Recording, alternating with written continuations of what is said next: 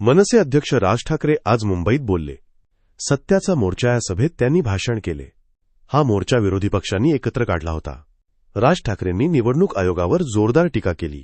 मतदार यादीत घोटाळा झाल्याचा गंभीर आरोप केला. त्यांनी दुबार मतदारांचा ढीग असल्याचा दावा केला. सोबत पुरावेही सादर केल्याचे त्यांनी सांगितले.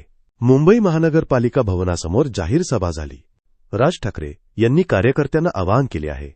दुबार मतदार दिसल्यास बडवून काढा असे म्हटले आणि त्यांना पोलिसांच्या ताब्यात देण्यास सांगितले. सत्याचा मोर्चाची मुंबईत जोरदार चर्चा सुरू होती. आज या मोर्चात मोठी गर्दी जमली होती.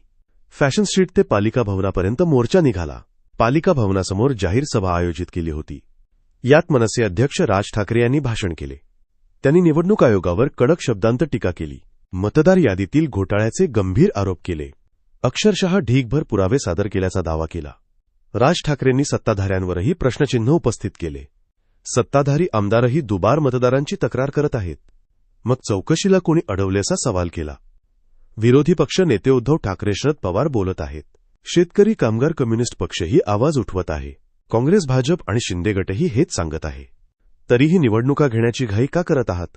मतदार याद्या स्वच्छ करण्याची मागणी त्यांनी केली. त्यानंतर निवडणुका घ्यायश अपयश मान्य असेल. सर्व लपवून का चालले आहे असा प्रश्न विचारला. कल्याण ग्रामीण डोंबिवली मुरबाडमध्ये दुबार मतदार आहेत. भिवंडीतही 4500 मतदार दुबार असल्याचा दावा केला. या मतदारांनी अनेक ठिकाणी मतदान केल्याचे म्हटले. महाराष्ट्रभर असे लाखो लोक असल्याचा आरोप केला. त्यांनी अनेक मतदारसंघांची यादी वाचून दाखवली. लोकांनी पुरावे मागितले होते ते आज आणले असे म्हणत राज ठाकरेंनी यादी वाचून दाखवली. 1 जुलैपर्यंतच्या यादीनुसार हे आकडे आहेत. मुंबई उत्तरमध्ये 62,000हून अधिक दुबार मतदार. मुंबई वायव्यमध्ये 60,000हून अधिक मतदार दुबार. मुंबई ईशान्येमध्ये 92,000हून अधिक मतदार दुबार. मुंबई मध्यमध्ये 63,000हून अधिक मतदार दुबार. मुंबई दक्षिण मध्यमध्ये 50,000हून अधिक दुबार.